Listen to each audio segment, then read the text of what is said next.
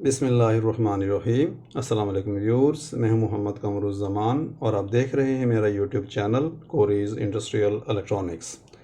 Viewers, जैसा कि आप ये देख रहे हैं स्क्रीन के ऊपर, ये एक INVT कंपनी का इन्वर्टर है। ये देखिए, अब यहाँ से नज़र आएगा आपको INVT इसके ऊपर प्रिंट हुआ हुआ है।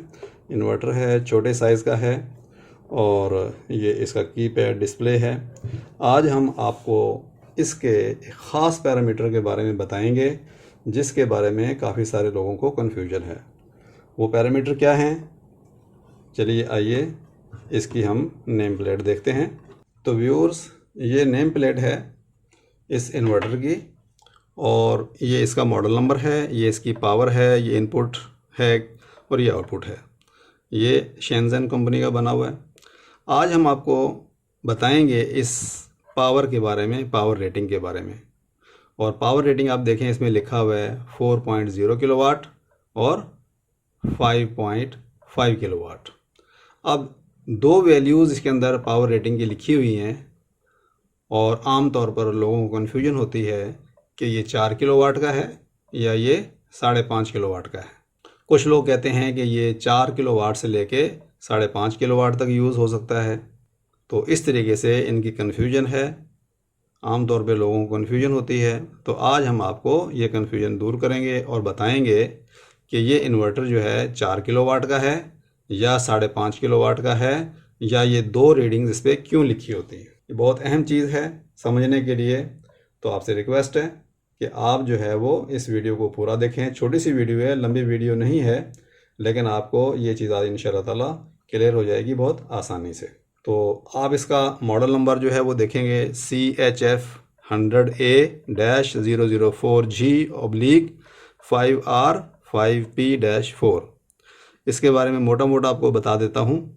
ये इसका मॉडल नंबर है, इसकी डिटेल हम आपको इसकी डाटा शीट से बताएंगे। ये 4 का मतलब ये है, ये 4 किलोवाट। फिर ये स्लैश आ गया, स्लैश, उसके बाद 5R5 का मतलब है 5.5 किलोवाट। और स्लैश का जो मतलब होता है ये या ये, से नहीं होता। 4 किलोवाट से 5.5 किलोवाट नहीं इसका मतलब ये है कि या तो 4 किलोवाट है या 5.5 किलोवाट है। ये जो फॉरवर्ड स्लैश है इसका मतलब है ये या ये। चलिए थोड़ी सी डिटेल हम इसके जो पार्ट नंबर, मॉडल नंबर इसका लिखा हुआ है इन्वर्टर का, थोड़ी सी डिटेल इसकी डाटा शीट में देख लेते हैं हमें, ताकि समझने में आसानी हो इसके मॉडल नंबर और पावर के हवाले से।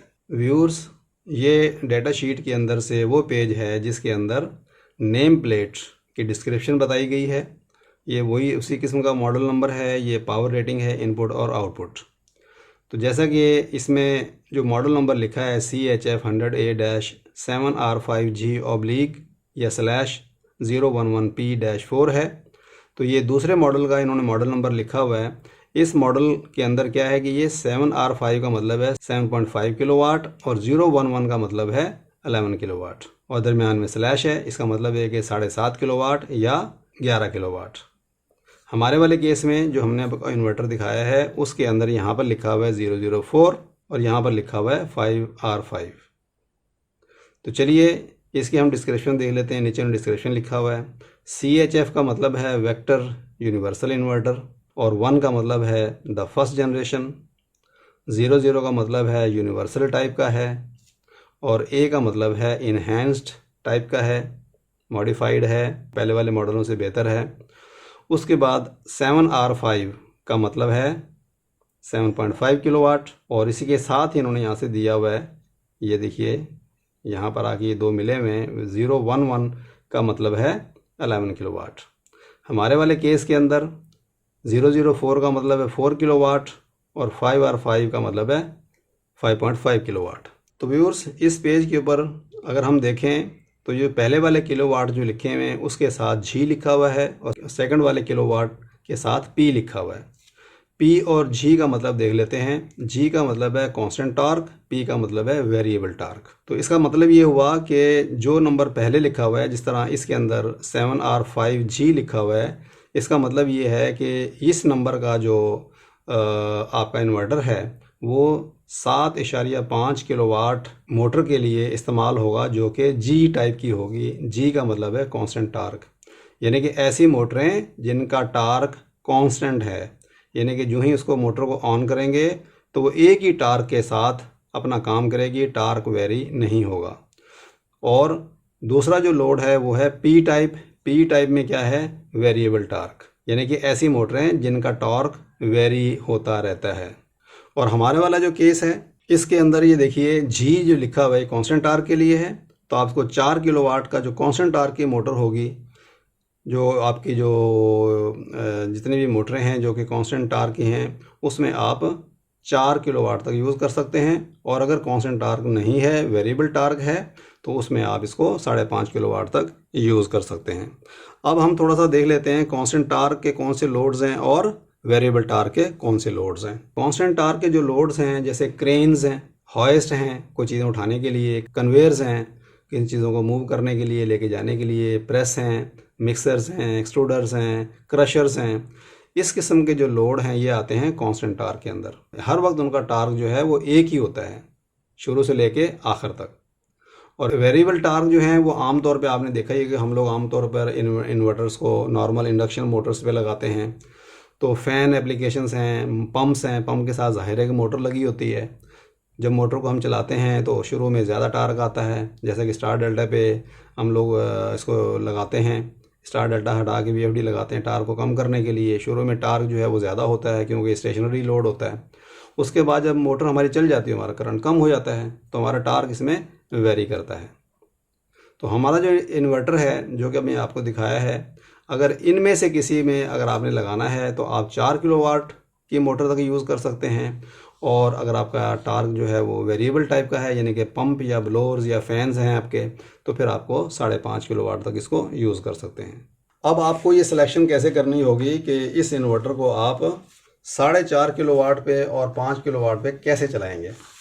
अब ये तो हमने देख लिया कि ये जो इन्वर्टर है हमारा 4 किलोवाट पे चल सकता है कांस्टेंट टार्क वाली मोटर्स के ऊपर, लोड्स के ऊपर, और 5.5 किलोवाट के लोड और मोटर पे भी चल सकता है अगर वेरिएबल टार्क हो तो। अब हम यूज़ कैसे करेंगे इसको, हम यूज़ ऐसे करेंगे कि हम जाएंगे ग्रुप, इसके जो पैरामीटर्स हैं उसके ग्रुप 2 में, वहाँ से इसकी सिलेक्शन करेंगे, वो आपको दिखाते हैं। तो ये आपका जो है P2 ग्रुप है मोटर के पैरामीटर्स का। तो इसमें क्या है कि P2.00 इन्वर्टर मॉडल, ठीक है, इसके अंदर 0 और 1 से सिलेक्शन है। अगर आप इसको 0 कर देंगे तो G मॉडल में कन्वर्ट हो जाएगा, 1 कर देंगे तो P मॉडल में कन्वर्ट हो जाएगा। और G मॉडल का हमने आपको बताया कांस्टेंट टार्क वाला है, और P वाला जो है वो वेरिएबल टार्क वाला है। यहाँ पे लिखा है कांस्टेंट पावर, यहाँ लिखा है कांस्टेंट लोड, इसमें आपने कन्फ्यूज नहीं होना है। तो कन्फ्यूजन के लिए कांस्टेंट टार्क तो सेम लिखा हुआ है, इसमें कांस्टेंट पावर लिखा हुआ है, जिसको आप समझ लीजिए ये वेरिएबल टार्क है, ठीक है। तो आपने यहाँ से इसकी सिलेक्शन करनी है P2.00 से, क्या आपका लोड किस टाइप का है, ठीक है। उसके बाद आपने क्या करना है कि मोटर के बाकी पैरामीटर्स आपने चेंज करने हैं। P2.01 से लेके P2.05 तक ये मोटर के पैरामीटर्स हैं, ये आपने लाजमी चेंज करने हैं। उसके बाद ऑटो ट्यूनिंग करनी है, ऑटो ट्यूनिंग करेंगे तो इसके जो बाकी पैरामीटर्स हैं 2.06 से लेके 2.10 तक वो चेंज हो जाएंगे, ऑटो ट्यूनिंग के ज़रिए ऑटोमेटिक चेंज हो जाएंगे। तो आपने इस तरीके से इस मोटर को यूज़ करना है कि आपने इसको अगर यानी कि 0 और 1 के ज़रिए आपने P और G का सिलेक्ट करना है, कांस्टेंट टार्क और वेरिएबल टार्क को। तो व्यूअर्स, मुझे उम्मीद है कि ये जो पावर इसमें 2 लिखी होती हैं, जिस तरह की इसके इसमें 4 किलोवाट और 5.5 किलोवाट स्लैश के साथ, उम्मीद है कि आपको समझ में आ गई होगी कि 4 किलोवाट और 5.5 किलोवाट का क्या मतलब है, इसको क्यों लिखा गया है, इसकी सिलेक्शन कैसे होगी, इसका इस्तेमाल कैसे होगा, इसकी सेटिंग कैसे होगी। तो ये एक बहुत अहम टॉपिक था, कन्फ्यूजन वाला, आमतौर पर लोगों को नहीं पता होता। तो हमने आपकी ये कन्फ्यूजन जो है, अगर आपको भी है, तो हमने दूर कर दी है। तो आज के लिए इतना काफ़ी है। इंशाअल्लाह ताला नेक्स्ट वीडियो में आपको इसका पूरा हार्डवेयर बताएंगे कि किस तरीके से ये अंदर बना हुआ है PCBs, और इसका सर्किट वगैरह कैसा है। तो आज के लिए इतना काफ़ी है, मिलते हैं इंशाअल्लाह नेक्स्ट वीडियो में। जब तक के लिए अल्लाह हाफिज़।